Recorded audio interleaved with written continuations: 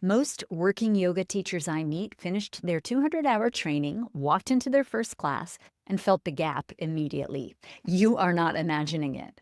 There are 5 skills your 200-hour was never going to teach you, and once you can name them, you can actually go learn them. I'm Sage Rountree. I've spent over 20 years teaching, training teachers, and running both a 200 and a 300-hour yoga teacher training program. The 300 is for the people who finish their first cert and want to stop guessing. Today, I am naming the 5 skills that almost universally get missed and showing you how to start practicing each one this week. If you're already thinking about what comes next, the 300-hour online yoga teacher training was built specifically to fill these 5 gaps. Link is in the description. Most 200-hour trainings spend almost all their hours on yoga knowledge, Sanskrit names, anatomy, philosophy, the poses themselves. They spend almost none on pedagogy, the craft of teaching, andragogy, technically, because we're working with adults. That's the gap. 5 specific skills live inside of pedagogy, and once you can name them, you can actually go practice each one. For each, I'll point you to one of my books where I cover it in depth, and I'll give you a concrete way to start practicing this week. Skill number 1, sequencing as a craft, not a script. What your 200-hour gave you, maybe a fixed sequence to memorize, maybe a sun salutation breakdown, maybe the directive to be creative. What's actually needed is a structural framework you can apply to any class, any room, any week. In the art of yoga sequencing, I lay out the 6-4-2 framework. 6 moves of the spine, 4 lines of the legs, 2 core actions, as the structural checklist that tells you whether a class is balanced. It's a checklist for balanced movement, not a pose counting formula. You will apply it across the 4 quarters of class: the warm-up, the standing or active portion of class, the mat portion of class, and the finishing portion to confirm the spine moved all 6 ways, all 4 lines of the legs got worked, and both core actions showed up by the end. That's the bones.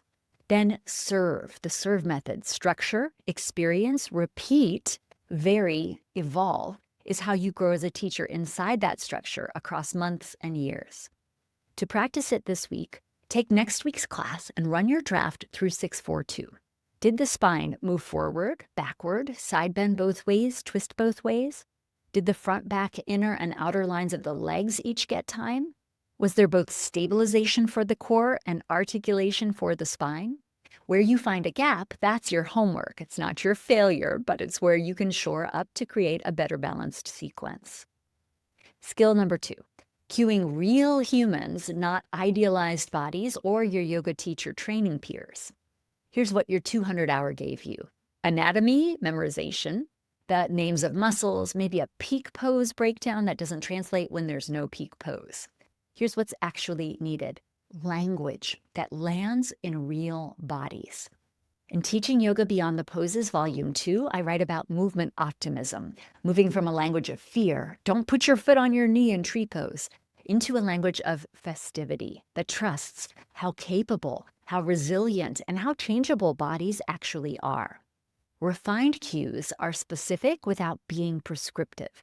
Instead of activate your gluteus medius, try press the outer edge of your foot down. Instead of shoulders back and down, try tuck your shoulder blades into your back pockets. You name the action and let the student be the expert on their own body.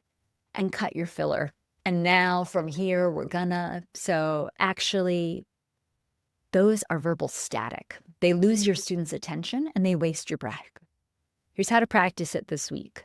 In your next class, try swapping one anatomical cue for one experiential cue, pointing to the feeling, and delete one filler phrase you catch yourself using. Record the class on your phone and listen back. You will hear the static within 30 seconds.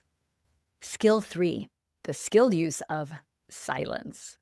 What your 200-hour gave you: a script, words to fill the space. And what's actually needed in your classroom is the trust to stop talking. New teachers almost never use silence to best effect because every pause feels like a mistake to fill. It isn't. Silence is where the practice actually happens. It's where students process the cue, notice the breath, observe the thought, find their way back.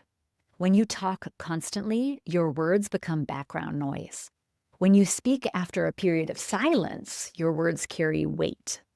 Speaking of weight, I have two acronyms I teach in all of my trainings. WAIT, why am I talking? And WASTE, why am I still talking? Use them. As someone who spent 6 years as a public radio announcer before I started teaching yoga, I was professionally trained to fill space with the sound of my voice. I had to learn to be quiet. So can you.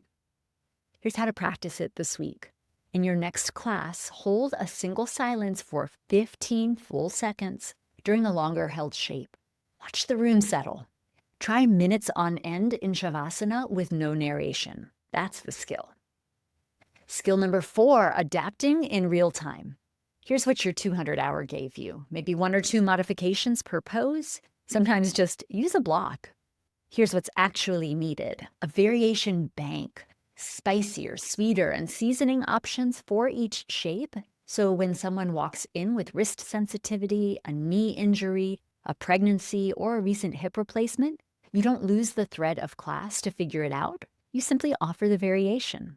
In the art of yoga sequencing, I offer a host of variations. Real adaptation requires 3 things. 1, you actually see your students, not just their bodies, but their energy and what they brought through the door that day. 2, you have a toolkit of modifications you can draw from. And this is where understanding the 642 framework becomes invaluable. When you know which movement categories each pose serves, you can substitute intelligently without losing the balance of the class. 3, you have confidence in your foundation, so you can adjust without anxiety. And every modification leads with what students can do, never with what they can't. Practice it this week. Pick 3 shapes you teach often, say down dog, warrior 2, a forward fold. For each, write down 4 variations covering wrist sensitivity, tight hamstrings, pregnancy, and limited mobility. Carry the list in your phone or your teaching notebook. Then you have the start of a variation bank. You can pull out of it as needed in your classes. Skill 5, learning the actual business of teaching. Here's what your 200-hour gave you. Maybe a contract template, maybe nothing. What's actually needed: pricing, workshops, private lessons, scope of practice, sales conversations that don't feel salesy. I wrote the Professional Yoga Teacher's Handbook specifically because this is where most yoga teachers either burn out or get intimidated and quit. A few things from the book I want you to hear today. First, on pricing. People value what they pay for. If you're teaching 8 $40 group classes a week, that's $320 a week, $1,280 a month before taxes, before gas, before all the time you spent planning. Group classes are how new students find you. They're your marketing plan. But workshops, series, and private lessons are how you actually build a sustainable teaching career. Second, on scope of practice. You are a yoga teacher. You're not a physical therapist, a medical doctor, a psychotherapist, a trauma therapist, or a yoga therapist unless you do also hold those credentials. That sentence will save you from more trouble than I can name.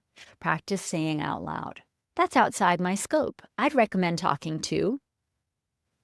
Third, on professionalism itself. Straight from the Professional Yoga Teacher's Handbook. Professionalism isn't a function of hours or income. It's a function of your intent. Whether you teach 1 hour a week, 5 hours a week, or 40, I'm sorry if you do, that's a lot.